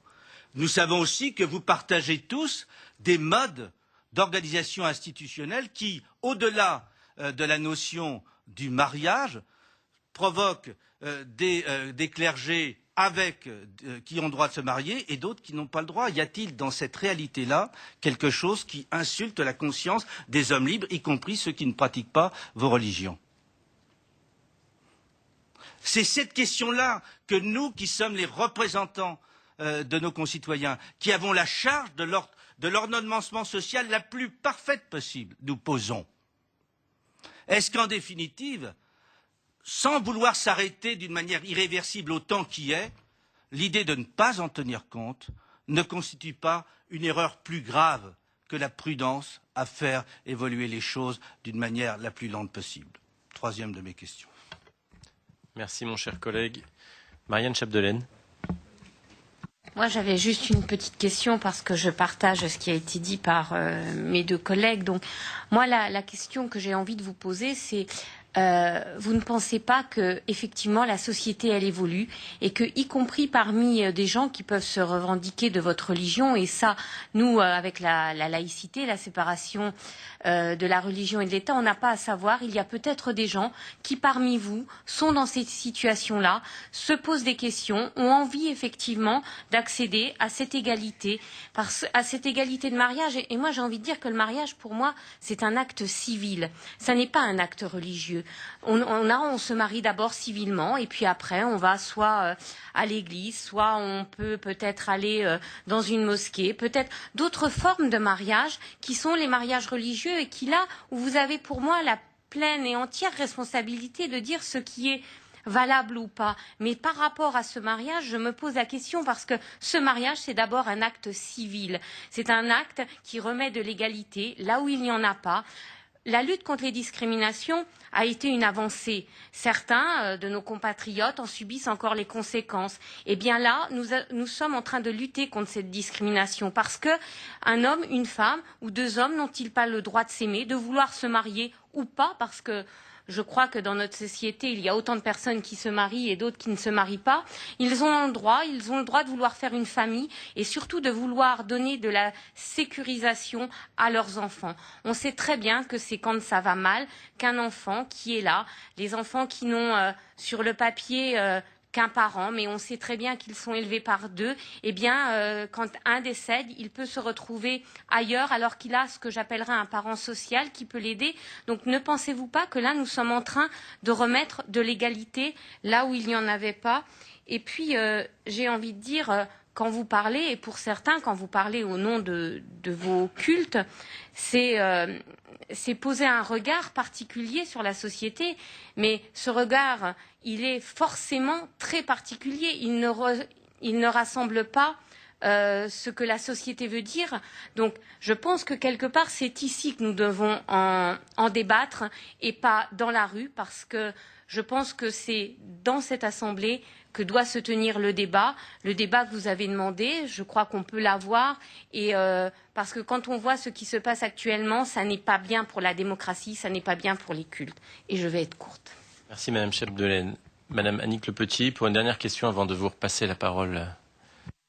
Oui, merci, monsieur le rapporteur. Je vais essayer d'être le plus concise possible, dans la mesure où beaucoup de choses ont été dites par mes collègues. J'ai déjà eu l'occasion, monsieur le cardinal André 23, de vous auditionner. C'était en 2005, lorsqu'il y avait une mission parlementaire sur la famille et les droits de l'enfant. Et donc, c'était déjà, vous étiez exprimé de la même façon que vous le faites aujourd'hui, et ce qui prouve quand même que ces sujets, nous les travaillons et nous en entendons parler depuis quand même plusieurs années maintenant. Si je vous suis tous, grosso modo, dans ce que vous avez dit, c'est vrai que vous avez beaucoup parlé du mariage. Et je vais rejoindre ce qui a déjà été dit. Nous sommes attachés, en tant que législateurs, à l'évolution du mariage et des articles qui le composent. Et il n'y a pas si longtemps que ça, c'était sous un autre gouvernement, c'est vrai, il y a eu simplification du divorce. Et je n'ai pas entendu à l'époque la moindre manifestation, le moindre mot d'ailleurs, concernant cette évolution. Or, si on va au bout de vos propos, le mariage serait le socle et l'entrée de la famille, et même l'entrée des générations futures. Et vous le savez, comme nous, qu'aujourd'hui, en France, un enfant sur 2 naît hors mariage. Et donc cette évolution, le fait que l'on puisse se marier à tout âge, et on le sait, on le voit, tous ceux qui sont officiers civils, de par leurs mandats locaux, le font très régulièrement et peuvent marier des gens qui ont passé largement l'âge d'élever ou d'avoir et d'élever des enfants, et pour autant nous les marions et nous leur lisons l'ensemble des articles du Code civil. Donc je pense que ça ne devrait plus faire débat d'une certaine manière, ou alors il aurait fallu systématiquement, à chaque évolution du Code civil, eh bien, que d'une manière ou d'une autre, les religions que vous représentez puissent manifester leur mécontentement par rapport à l'origine même du mariage. Donc c'est vrai que c'est une question où nous sommes nombreux à nous la poser. Je dirais pas ce refus, mais en tout cas cette façon de ne pas vouloir finalement observer ce qu'est le mariage. On a rappelé tout à l'heure les chiffres, nous en avons bien évidemment bien conscience. Et enfin, je voudrais finir mon propos pour essayer d'aller un peu plus loin et comprendre votre approche. J'ai l'intime conviction que ce que nous entendons aujourd'hui, nous l'avons déjà entendu par le passé. Je pense au PAX. Je n'étais pas comme d'autres parlementaires à l'époque, mais il y a eu beaucoup d'expressions. Et ça me rappelle, je l'ai entendu dans les dernières manifestations qu'il y a pu y avoir, j'entends quasiment les mêmes propos.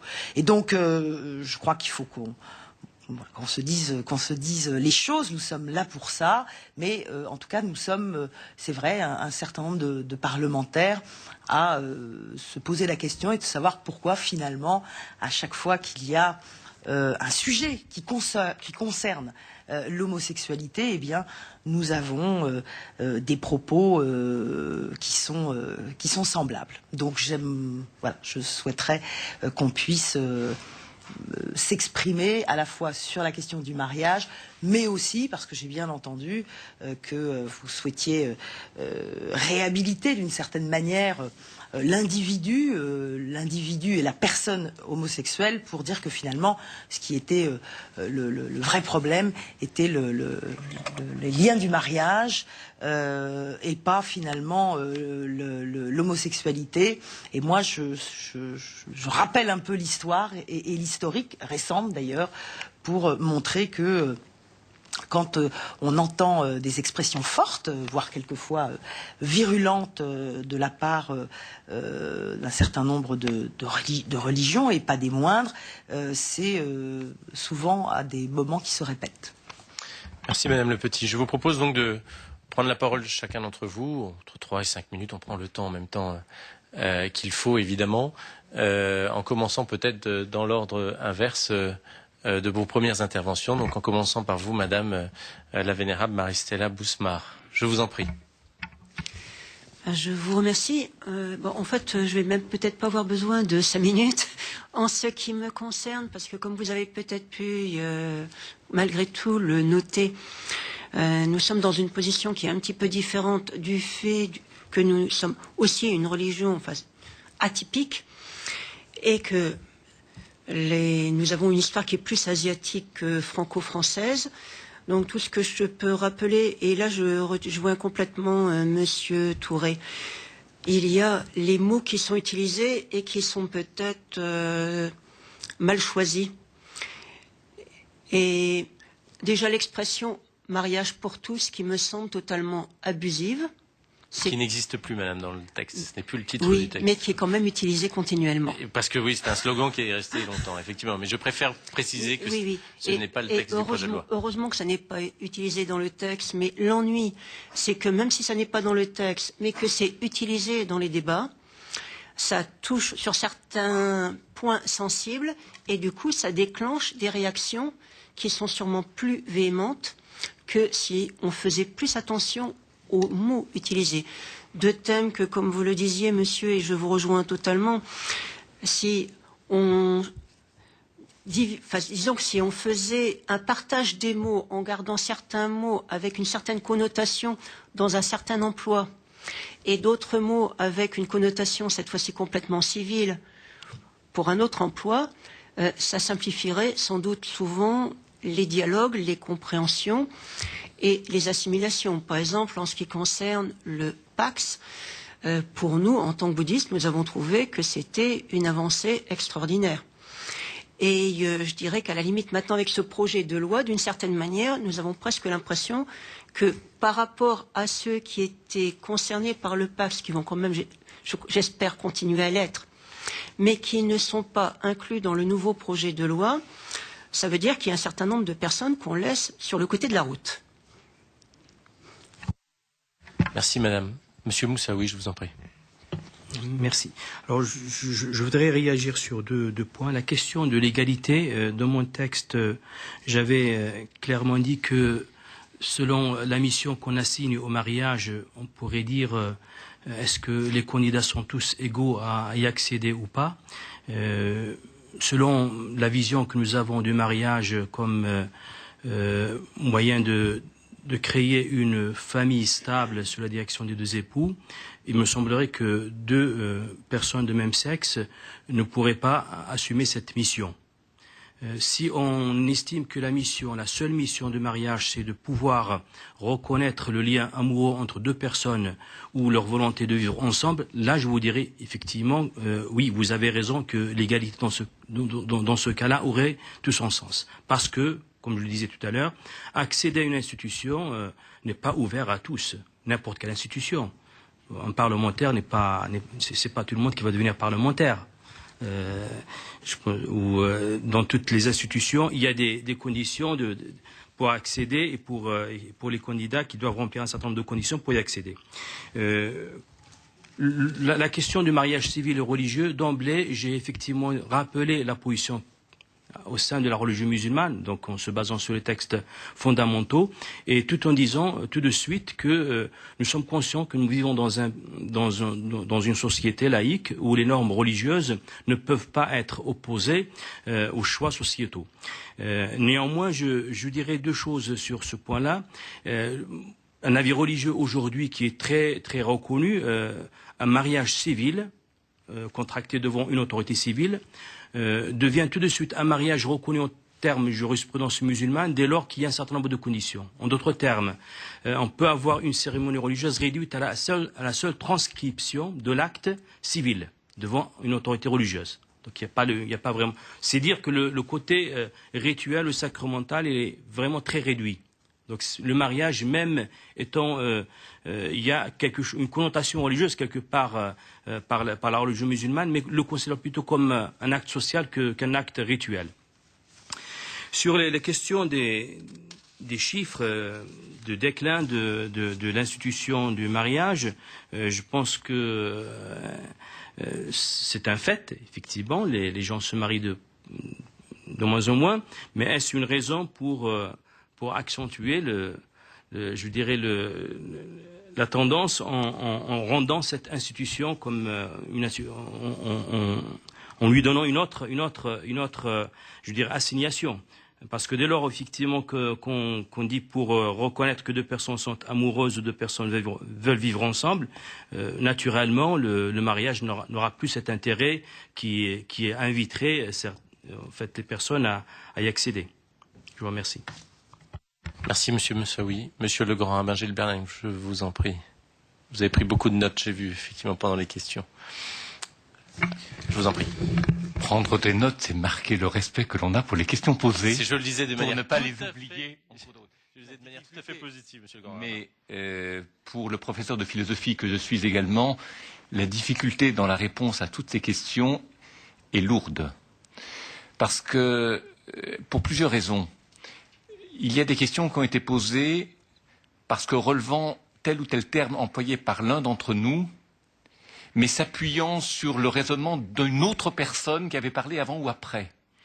Et se reconstruit de la sorte une sorte de front des religions face auquel il appartient à certains d'entre vous, pour ne pas dire la quasi-totalité de ceux ou celles qui ont posé des questions, de réagir. Ce qui nous rend la tâche très complexe, c'est que nous ne constituons pas un front des religions et que chacun, à son argumentaire, peut avoir des raisons pour lesquelles il agit, manifeste ou souhaite telle ou telle chose. Et maintenant, pour ma part, je suis grand rabbin de France depuis janvier 2009, pour avoir rencontré le précédent président de la République et l'actuel, l'un comme l'autre, et ce fut un de leurs premiers mots, fut de me dire que ce que l'on attend des représentants des religions, ce n'est pas simplement de protéger leur particularisme religieux, mais de participer au débat de la société civile. Autrement dit, de participer à l'expression symbolique, j'ai bien dit symbolique, de ce qu'une religion peut apporter dans son donné à penser à la société. Pour ma part, c'est ainsi que je conçois ce rôle. À savoir que lorsque j'ai rencontré le président Hollande, ne serait-ce que pour faire sa connaissance, visite protocolaire au début du mois de juillet, nous avons parlé du mariage qui s'appelait à l'époque mariage pour tous. Et je lui ai dit, sachez deux choses. La première, c'est que jamais je ne montrais la communauté juive contre l'ordre public, contre l'ordre démocratique, contre le principe des lois telles qu'ils s'expriment à l'Assemblée nationale, mais que par contre, je prendrais le temps et le soin d'exprimer par écrit un argumentaire pour répondre point par point à l'idée que je me fais de ce que le pouvoir démocratique produit. Ce que j'ai fait, et je n'irai pas au-delà. Ça, c'est un premier point. Donc, il y a un certain nombre de questions qui ne me concernent pas et qui ne concerneront pas la communauté juive. Deuxième chose, c'est que il y a, sur le fond, une idée et que l'on retrouve dans nombre d'interpellations qui nous ont été faites ici, à ce que vous avez considéré comme un front des religions, à peut-être l'exception de la communauté bouddhiste.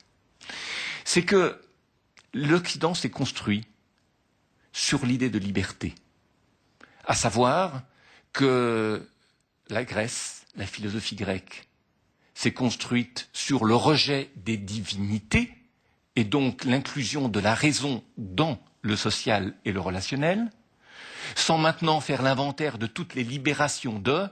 Vous avez la libération des empereurs, la libération des rois, la libération des Noirs par rapport aux Blancs, la libération des colonies par rapport à ceux qui les tenaient sous tutelle, la libération des femmes de la tutelle des hommes, et ainsi de suite. Donc l'Occident s'est construit effectivement sur une certaine idée de se libérer d'une tutelle. Et on arrive aujourd'hui. On arrive à une autre forme de libération, à savoir se libérer des contraintes de l'avenir. Lorsqu'un couple décide pour son enfant de ce que sera l'enfant, il impose son désir de couple sur l'identité de l'enfant. Je prends l'exemple du mariage homosexuel. Le couple décide que l'enfant aura 2 pères ou 2 mères. Que l'enfant n'aura pas, comme les autres enfants, un père et une mère. On peut en penser ce que l'on veut, et je ne récuserai jamais le droit de couple homosexuel, homme ou femme, de désirer d'avoir un enfant. Que là-dessus, les choses soient claires. Par contre, l'idée du mariage et les structures qu'elles impliquent, et les résistances, c'est-à-dire l'équilibre qui existe entre des droits et des devoirs, me semblent être remises en question par l'introduction du mot mariage pour exprimer ce que recouvre le désir d'un couple homosexuel d'avoir un enfant. C'est vrai que c'est le mot mariage qui est dévoyé de son sens premier, et je pense que dans l'opposition qui peut exister entre certains questionnants ici et certains d'entre nous, repose sur la signification du concept du mariage, non pas sur le souci d'égalité, non pas sur l'acceptation du désir. Personne ici ne récuse le désir d'homosexuel d'avoir des enfants, moi certainement pas. Par contre, sur le mot mariage, et là c'est le philosophe qui parle, je récuse. Maintenant, quant à dire que les religions voient perdre leurs intellectuels, permettez-moi de dire une chose, c'est que dans le sens que vous avez donné au mot mariage, vous savez, les mariages sont de plus en plus fragiles parce que le mariage civil prépare mal au mariage, ou prépare peu, ou ne prépare pas. Et que lorsqu'un couple est en difficulté, ce qui est naturel, lorsqu'on vit longtemps ensemble, on rencontre des difficultés. Mais qu'une difficulté ne se résout pas au sein d'un couple comme on résout un problème mécanique. Mais comme beaucoup de gens vivent dans une société ultra rapide, c'est-à-dire technique, où l'on peut faire réparer son objet d'un jour à l'autre, ils considèrent que leur mariage doit se réparer très vite. Et s'il ne se répare pas très vite, alors on change de partenaire. Moi, je pense qu'un couple, ça se répare lentement. Ça demande beaucoup de temps, beaucoup d'attention, beaucoup d'intelligence. Or, la société ne le favorise pas. Je n'ai pas dit qu'elle ne le permet pas, mais elle ne le favorise pas. Alors, lorsque, dans certaines questions, on a joué à certains moments sur le fait que, oui, le mariage se fragilise, alors vous cherchez en plus à le fragiliser encore plus, puisque vous le récusez pour les homosexuels. Pardonnez-moi, mais il y a un tautologisme. Le tautologisme réside dans le fait que ce n'est pas parce que l'on n'a pas les bonnes options pour réparer les couples en difficulté que pour autant la notion de couple doit devenir mariage en toutes circonstances. Là-dessus, au niveau du raisonnement, permettez-moi de ne pas être d'accord. Merci. Merci, Monsieur le Grand Rabbin. Monsieur le Métropolite Joseph, je vous en prie. Je vais être très court, remercier pour ce débat en premier et dire que toutes les questions que nous avons entendues aujourd'hui donnent raison à nos conclusions que le débat doit continuer dans des circonstances que vous allez choisir, les législateurs, je pense. Et bien sûr, pour nous, le mariage a un contenu que nous essayons de garder et de garder dans le temps, en venant de la tradition et en continuant ces traditions. Mais il faut savoir que nous avons les portes ouvertes et notre travail dans le monde d'aujourd'hui, dans la société, dans nos églises, dans nos communautés, c'est que personne ne soit rejeté et que chacun trouve sa place dans la foi et dans la communauté où il aime vivre. Merci. Merci, monsieur. Monsieur le pasteur, si je vous en prie. Merci. Évidemment, quand on est devant cette masse de questions, répondre en 3 minutes, c'est un peu frustrant. D'autant que si je fais référence au dialogue qui a été demandé dans la tribune qui a été citée par Le Monde, je rappelle que ce n'était pas 4 personnes qui l'ont signé. Ça, c'était la mise en page des journalistes. Il y avait un certain nombre de personnes, et pas tous des religieux, loin de là, qui souhaitaient un dialogue large et ouvert. Et il me semble que peut-être que nous voyons ici les limites d'un dialogue quand il est trop fait dans l'urgence, quand il faut se dépêcher. de dialoguer. Et à ce moment-là, on fait des raccourcis. Et on voit bien à l'heure actuelle combien il y a des stigmatisations de l'autre, parce que quand on n'a pas le temps de s'écouter, on a tendance à le discréditer. Et je ne voudrais pas qu'on en arrive à ce genre d'argumentation dans un dialogue sérieux. Quand on nous accuse généralement de poser notre pouvoir sur la famille et des choses comme ça, cette instrumentalisation-là, on ne peut pas entrer dans ce genre d'argumentation quand on nous dit où est-ce que vous étiez au moment du nazisme, etc. On a cité le cardinal de Toulouse, mais je pourrais vous citer le pasteur Bögner, bien d'autres qui ont été les premiers, et sur tout un tas d'autres sujets. Je crois qu'il serait malhonnête de dire que les religions ont été absentes dans le combat pour l'égalité, contre l'esclavage, etc. Elles ont été là. Mais tout ça pour dire que, voyez qu'on risque, quand on est trop pressé d'aller à la solution, de ne pas écouter sérieusement l'autre. Parce qu'après tout, ce n'est pas nous qui avons choisi aujourd'hui ni le thème du dialogue. Ça a été imposé par des choix qui ont été faits par les politiques. Alors nous répondons à cette demande de dialogue. Et j'en viens à un autre point sur la question de l'égalité, parce que finalement beaucoup de choses tournent autour de cette thématique-là. En ce qui nous concerne, la question ne se pose pas vraiment dans les termes qui ont été évoqués. Quand on parlait de limites de l'égalité par rapport au mariage, relisons le Code civil. Nous voyons que tout le monde n'a pas le droit d'épouser tout le monde. Il y a des empêchements. Donc il faut arrêter de fantasmer l'amour comme permission de tout. Et si on va un peu plus loin, qu'est-ce qui est recherché ? Je pense que ce qui est recherché, et je l'approuve, c'est la sécurisation juridique, en particulier, des couples. Personne ne va mettre ça en question. Et de ce point de vue-là, l'égalité me paraît légitime. Mais pourquoi alors s'accrocher au mariage, qui, comme vous le dites, est une institution qui va périr d'ici peu, alors que, c'est, disons, les courbes qui s'inversent. Mais pourquoi s'accrocher à ce qui est symbolique? Parce que je pense qu'autant on peut affirmer l'égalité en droit et revendiquer de la sécurité pour les couples, pour les enfants, autant ça fonctionne moins bien pour ce qui concerne le symbole. Parce que on voit bien que le mariage, là, ça touche au symbole plus qu'à l'égalité. Et donc, il me semble qu'il faut faire la différence. On ne peut pas égaliser les symboles, sinon il n'y a plus de symboles, il n'y a plus de structuration.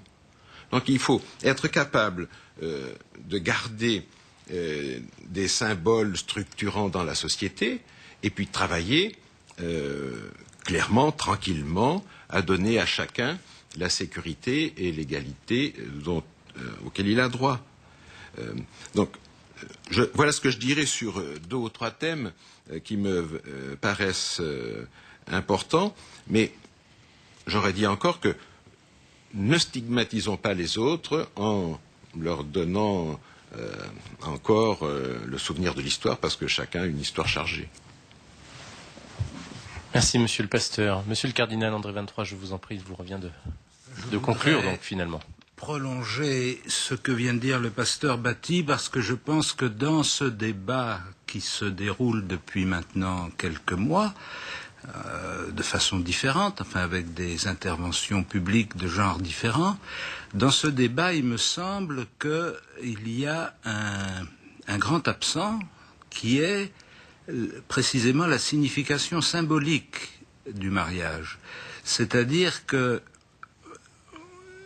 on ne peut pas construire une relation sociale, une relation de la société, sans être articulé à une représentation symbolique de cette société.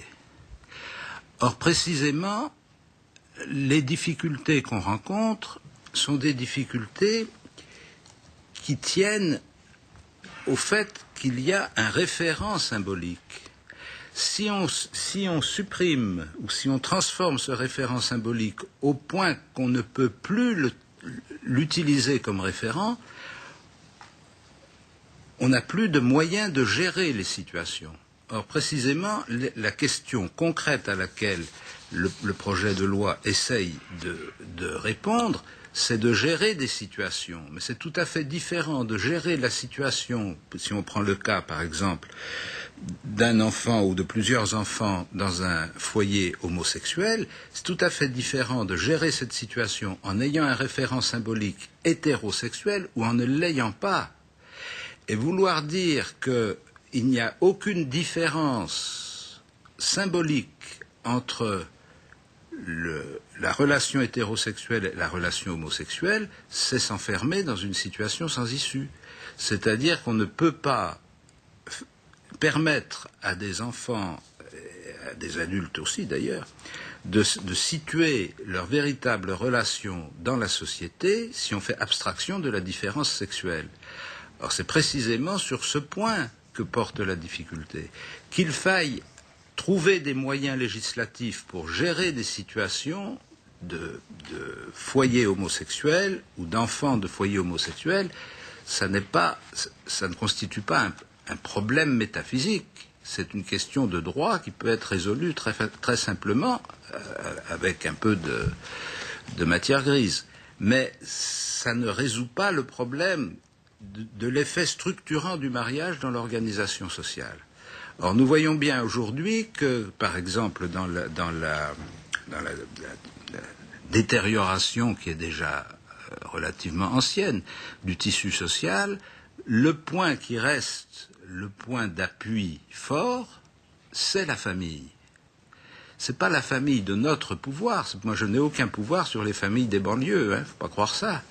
Mais il reste que, pour un certain nombre de jeunes, le lieu de référence, ça va être la famille. Et si cette cellule familiale est affaiblie, dissoute dans sa forme, il n'y a plus de repère. Donc, je pense que c'est un mauvais service à rendre que d'occulter ou de négliger cette dimension symbolique de l'hétérosexualité dans la constitution de la société et dans les représentations psychologiques qui en découlent, évidemment, dans la construction de la personnalité. Alors, je pense que c'est le point le plus important. Je n'ajouterai pas, évidemment, comme ça a déjà été dit, qu'on ne peut que s'étonner quand même de l'attrait tellement violent à l'égard d'une institution dont on dit qu'elle est en train de disparaître. Pourquoi tout le monde veut monter sur un bateau qui est en train de couler ?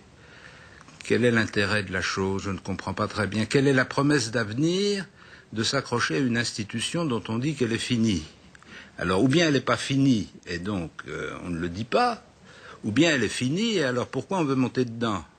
C'est un peu mystérieux pour moi. Je trouve que je ne suis pas sûr d'ailleurs que ce soit représentatif de toutes les aspirations du monde homosexuel, pour autant qu'on puisse parler d'un monde homosexuel univoque. Et je pense que beaucoup d'homosexuels l'ont dit publiquement, donc je n'ai pas aucun mal à le dire, trouvent que c'est un peu étrange. Merci. Merci, Monsieur le Cardinal. Merci, Madame. Merci, Messieurs, pour cette séance d'audition qui a contribué évidemment à éclairer nos débats. Pour l'avenir, il nous reste 3 grandes séances d'audience et d'autres travaux. Je vous donne rendez-vous, mes chers collègues, jeudi prochain. Merci à tous.